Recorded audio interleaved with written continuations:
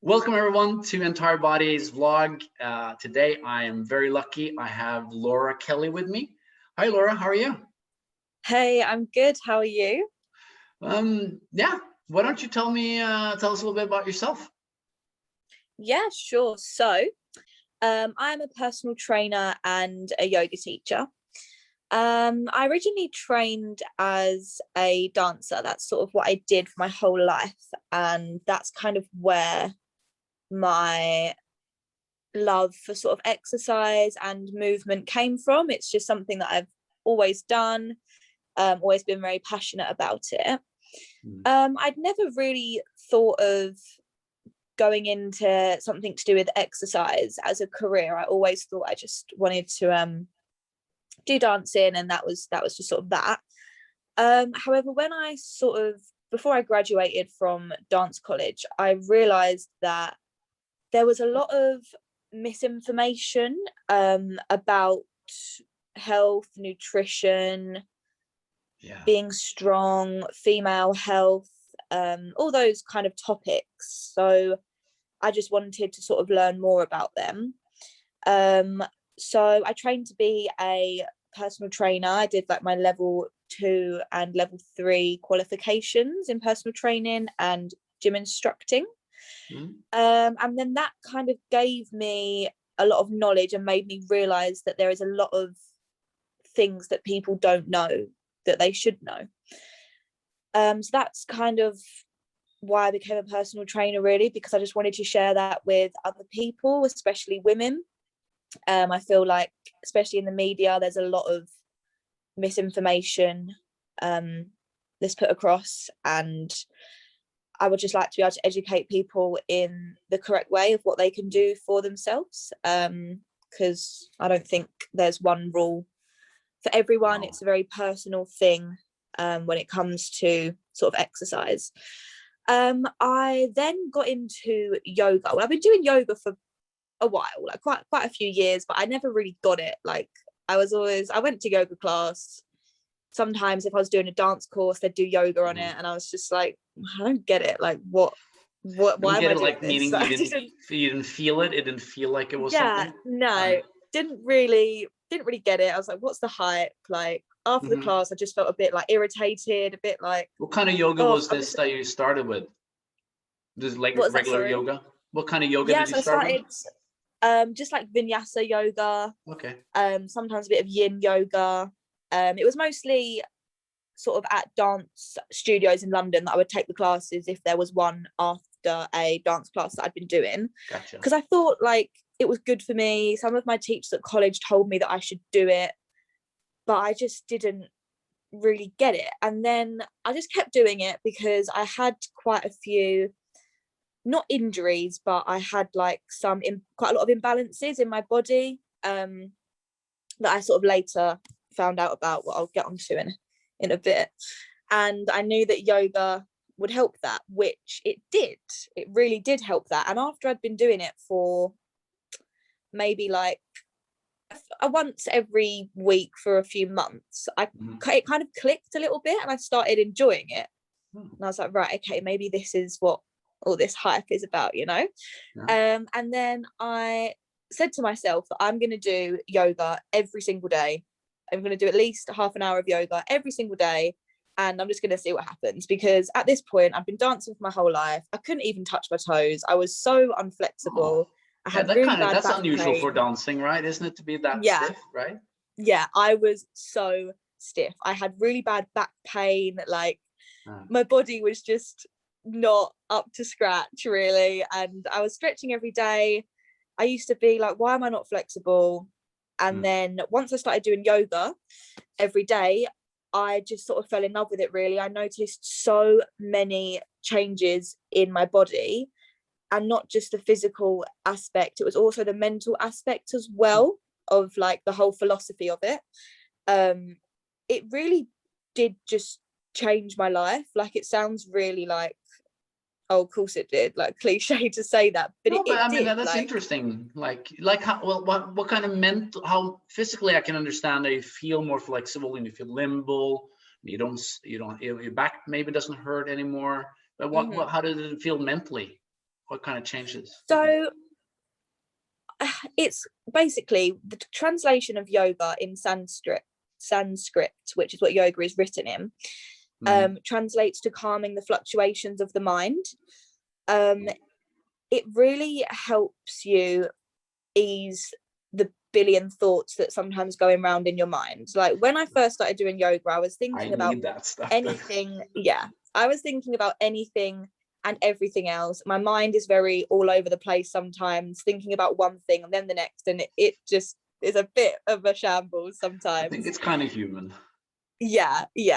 And it just really, really helped just calm my mind and sort of center my energy. And it was like sometimes when you're in an uncomfortable pose, for instance, all you want to do is just get out of that pose. You don't want to be in that position when it's physically hurting your body, but it's training your mind to overcome that and sort of just enjoy the feeling and just relax into it. And I think that can really translate into situations in your life as well. Like you can't just run away from something because it becomes uncomfortable.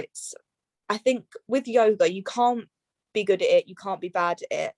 It's just sort of a constant, like you're constantly evolving, you're constantly like on I hate using this word, but you're constantly on a bit of a journey, like through new poses. You're learning more complicated poses. You can maybe hold poses for longer. You can concentrate for longer. When I first started doing yoga, I could probably handle about half an hour and I was like, I'm done.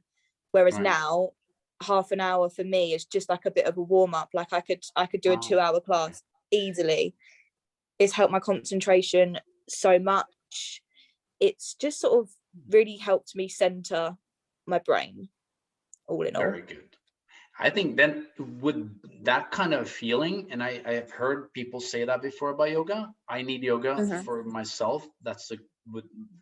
If I could get that, I definitely need it.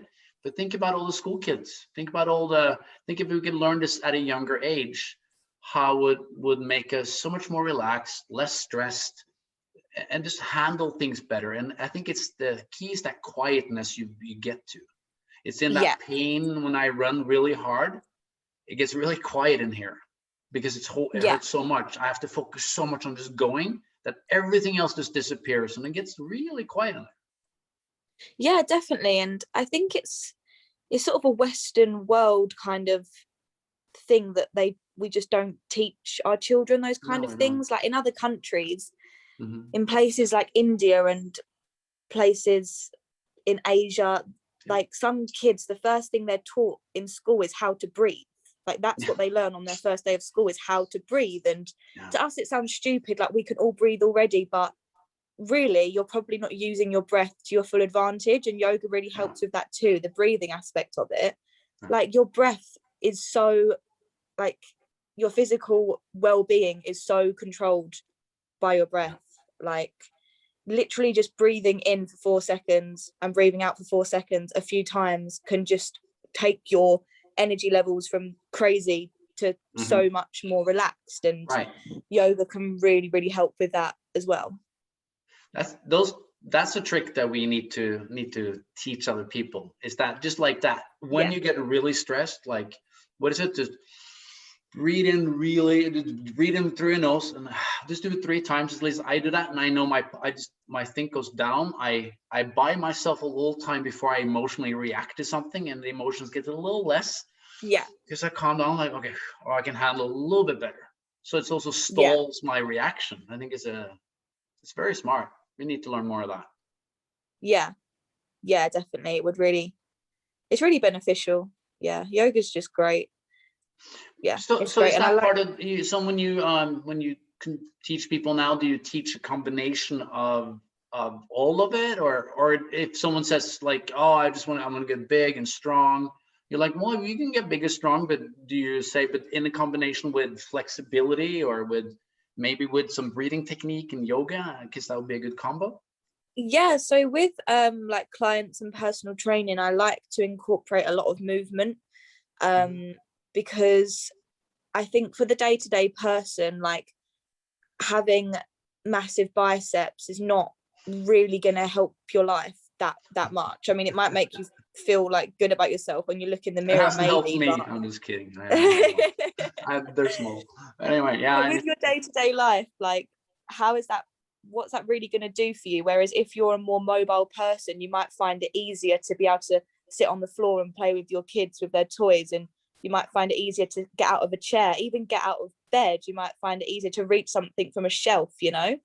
And it's those like day-to-day things, walking up and down the stairs at work. If your hips are so tight you can barely even lift your legs, what's the point of getting absolutely ripped? Like, unless you're going to compete in a bikini competition, like that will come naturally. Muscle growth will naturally come with training, you know. It shouldn't be your sort of end goal to look a certain way, because for one, you're never going to look like something you might see in a magazine. It's not real anyway, but you're never going to look like someone else.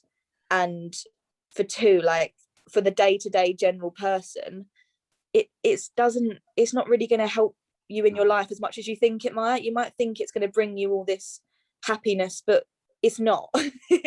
Like, no. It's really not, you know. So is the goal then more a state of mind that you should reach, or a way you should feel after you've done certain amounts of exercises, or is it, you know, it could be both, I guess? But yeah, definitely. I think it's just like like you have to have personal goals, you know, like just because someone that you know or someone you see on Instagram or Facebook, just because they want to, like, I don't know, have like big quads, that doesn't mean that should be your that should be your goal. Or just because someone else wants to run a marathon, you might absolutely hate running, you know. Like, you can't have I do, like I love it. It's for especially interested people. Running it's horrible, painfully hard. Yes, yeah, exactly. And people are just different, you know. You need to have your own personal goals. So I think that actually thinking about what your genuine goals are and then going towards them will give you a better feeling within yourself than just getting like a flat stomach because someone else that you know has got a flat stomach. Now that I think the gyms opened last week in the UK. April, this Monday? I think it's a 12th. Yeah, 2 weeks ago. I don't even. Yeah. Do you think people? I mean, how have you dealt with being stuck at home for a while? I mean, a lot of people have been frustrating with that. Hard to get your routines and hard to get motivated, I think, for a lot of people. Yeah, definitely. I mean, I find it a lot easier working out at home than I do going to the gym. I mean, I don't know if that's because there's not necessarily a gym that close to me, but because I have like some equipment at home, I find it a lot easier personally, like motivating myself to do a workout if I have a plan, and that can be done at home if you have weights and stuff. I think I found it okay, really. Like, I think it's just sort of keeping yourself occupied, and you can't always rely on motivation, you know. Like, you're not always going to be motivated. You just have to like think, if you really want to do something, you just have to do it. You can't just rely and lay there in bed and just wait until you're magically motivated, because chances are, if you're just in your house and it's raining outside and it's a Monday and it's just a bit of, then you're not probably going to be motivated, especially if you can't exactly leave to go anywhere. Like, you're not going to be. And it's the way you talk to yourself in your own head too. Yeah. It's just if you word it so that you feel like you have an option. I've heard people say, if you tell yourself today I have to work out, then you kind of resist a little bit because you like the freedom. And if you say today I have the option of working out, you may like, and I do, and actually I'm going to choose to work out. So just by making ourselves think we have more freedom, or talking to ourselves in a more freedom, more open way, I think we can talk ourselves into doing it. And we all know, it's kind of a hassle to get going, but once we've done it, we feel so much better. We've checked the thing off our list. We've followed our plan. We pat ourselves on the back, and we sleep better. I don't know what I don't do better if I don't work. If I work out. If I don't work out, definitely. I am miserable. I am not good when I don't work out. Yeah, yeah, I think like sometimes it's quite easy to get in a bit of a rut and be like, oh, why do I feel unmotivated? Why do I feel bored? Why do I have these negative feelings? But then you have to check in and think like, have I slept enough? Have I worked out?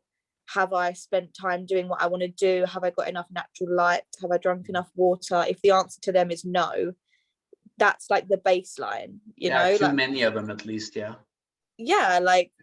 Like I mean, going like watching a TV show, it might bring you might make you laugh, it might bring you a bit of joy. It's not going to make you feel better in yourself, whereas working out, being healthy and having a routine definitely will, even though it can be a bit of a struggle sometimes. So you're saying that it's important to kind of listening to what you said. You said it's important to start with the level that you think is your level, and not do something because you think you should do it because someone else is that way. And then you're saying to make yourself a plan so you can kind of stick to it a little bit more. How do you motivate yourself? Because you and me, we're different because we're kind of self-driven. But if you're not as self-driven and energetic, and you're kind of like, what would you say to those people? I think having a coach really helps, because it's someone to talk to, you know, like it's someone, if you're on your own and if you're not exactly that knowledgeable either, and you don't exactly know if you're doing things right, you're a bit haven't got the confidence within exercise, then sometimes you might just avoid it, because you might think, oh, I don't really know if I'm doing this right, is this good? You might not have many ideas. And whereas if you have a coach, you can text them and be like, can't be asked today, like just you can just text them about, it hasn't got to be a question about exercise, it can just be like, oh, just ate a load of cake, can't really be bothered, blah blah blah, feel a bit rubbish, you know, and they can help. What do you say to that then when you say, come on, do it, you'll feel better? Yeah, just say what's your motivational pitch? I just think like you have to think of the reason why you started. Like, you're not doing this for anyone else. Like no one else really cares if you do your workout today or not, you know. Obviously your coach does, but it doesn't matter if you're like, your neighbor doesn't care if you've done a workout. No one really minds, you know. It's not anyone else's problem. So you can't rely on other random people to motivate you, you know. Like, you're doing this for yourself, you started it yourself, like you have chosen to do it. No one's forced you to do it, you know. No one's forcing you to get healthy. You obviously want to do it, otherwise you would have never thought about it in the first place, you know. So you have to just think of that. And even if you just go for a 20-minute walk, even if you do a 10-minute workout, like, it's more the routine of just putting your gym wear on and doing something. It hasn't got to be a 2-hour workout. You haven't got to be on the floor dying afterwards, you know. You could do like, it can be anything. Like, it hasn't got to be something really intense that you dread. If you enjoy it, then it's something. It has to just do some movement, some change, and into some activity. Maybe it's just drink more water. I know we don't drink enough water, as in general, people don't drink enough water. I know that I don't drink enough water sometimes, and I know it's how important it is. So even if you just did some small changes, I think most people would feel, if they can work consistent, but it would feel a big difference, or feel a difference after a while. Yeah, definitely. Like, you can't expect things just to happen in a day or a week or even a month, you know. Like, there's some poses, for instance, in yoga that I have probably been trying to do for about a year, and I'm halfway there, but like, I'm definitely further on than when I first started. But because it's a very slow process, it feels like, well, I've been trying to do this for a week and I still can't do it. But that's not the case. Like, if you keep trying to do something, there's no reason why you won't be able to do it. Like, there's absolutely no reason why you can't lose weight if you want to lose weight. Like, you're not cursed with some horrible spell that makes you not be able to do things. Like, if you want to do something and you keep doing tiny little improvements every single day, in the end, no matter how long it takes, it will happen. Yeah, and then, like you said, in the beginning at least, or to get started, having a coach or doing it with someone else, or making it a social thing. If it's hard to go on that walk every Sunday, team up with your best friend, or just do social rotation. You know, book a different person every Sunday. Then you can do two Yeah. things. You can do a social thing and then keep distance for COVID, and then you can get exercise. Yeah, definitely. So where in the UK you're from? Where you're located? So I live just outside London, just outside East London in Essex. Okay. Are people there? Do people care about how they eat? Do you think people pay attention close enough to what they eat, or how's people diet habits in your part of the UK? I mean, I think where I live, like, people are quite health conscious. Mm-hmm. I mean, I do think that stems from an aesthetics point of view.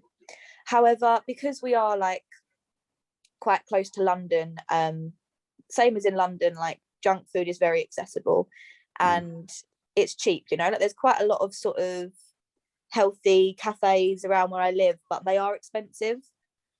They are, and if people want to eat out, like especially younger people that might not have the funds, then they will tend to just go for like food that's quite bad for you. Or obviously now, like in my area, there's Uber Eats, there's Deliveroo, there's Just Eat, there's all of these sort of takeaway things, and it's just very accessible to eat unhealthily, basically. Yeah, I think you're on the thing, and I heard people say that they blamed the Uber Eats and the accessibility to food, but I think that's kind of silly to curse the store because they have chocolate, you know. Yeah, like you can just delete the app. Like if you're using Uber Eats way too much, like just delete it. Like that's easier said than done. And then again, it's if you like a pint of beer, then I think Entirebody's philosophy is like, well, if you like that, let's do something so that you can still have that pint of beer. But you got it. There's a trading. You have to do, maybe drink more water in the weekdays, maybe do a little bit more exercise, and then then you can have those, you know, those bonuses that you would like to have every week. Yeah, definitely. It's just having things in moderation and being able to have the willpower to know when, like, how much you should be having and when's too much. Yeah, I think people overeat without knowing it, and we don't count, and it's hard to count it. There's so much going on every day. Definitely. And then do a little latte, or you do a coffee at a corner. Yeah. There's lots of calories in that cream they put in there too. Yes. You don't even count it in your head. It's like, well, I have 3 meals. That's it. Yes. Yeah, definitely. That is, coffee shops are, people think they're just like having a coffee, but they're actually having, like, it's got some of them have like up to like 500 calories in them, when they have like the chocolate frappuccino with cream and all these things. That's like your lunch. That's like your lunch almost. Yeah, literally. All right. If you were given a client like me, I'm 49 years old. I'm pretty active. I like to run. My main problem is the eating thing. I don't care too much because I can get away with it a little bit, but that's not good, I think.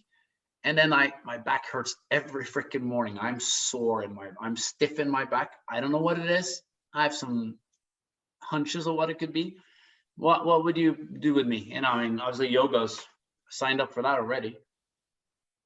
Yeah, definitely. I feel like for you, like, yoga, obviously it hasn't even got to exactly be like a yoga class, you know, if you're not into that sort of thing, more like rehabilitation exercises, or even before you do your workout, to do like 15 minutes of mobility work. Like a lot of people think that doesn't count as a workout because they're not like pumping weights, but it does. Like that's sometimes more important than doing an extra 10 squats, you know, because if you can't actually get decent depth in your squats, what, like, you have to get the foundation first, you know.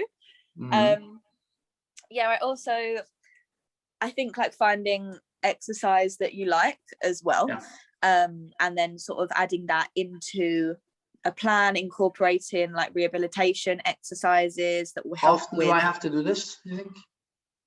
How often? How often do I have to stretch or do my flexibility routine? I think definitely every time you're working out, like depending on what exercises you were given, you can do some at the end and some at the start of a workout. And then I think there is exercises that I would recommend you do at least like 5 times a week, but it's not like a full-on 2-hour stint, you know. No, because I don't have that. I like to do I can half hour to 45 minutes is like what I like to dedicate. Yeah, sometimes even if you're not working out that day, you can just do like before you go to bed or when you wake up, just do like 5 minutes of a bit of foam rolling. Foam rolling is really good. Bit of stretching, you know, and it can really loosen off your body, and sometimes you don't realize like how much it's actually helped. Like sometimes I'm like, I feel fine today. I think, I feel fine today. Then I have like a little stretch when I wake up, just 5 minutes, and I'm like, wow, I feel a lot better. I didn't realize how tight my body actually was, you know. It's maybe that 5 minutes in the morning with that breathing, getting the breathing going. Just starting the day with a mindful moment, or you know, some clarity. I don't think that's too bad either, huh? It's those small things we have to. I think we have to make more of that available for a lot of people. Just small reminders of those 5 minute quiet of mind, pieces of mind, or the breathing exercises. That I think that's gonna, without knowing it, I think that will move us in the right direction. Before we end our conversation, it's been a pleasure talking to you. I always ask it in any question I'm just trying to, if you were to give away your best piece of advice, you know, because they do say give you best piece of advice for free and people will come to you for your services. So what's your best piece of advice for anyone who needs to get going and be a little bit more active? My best piece of advice.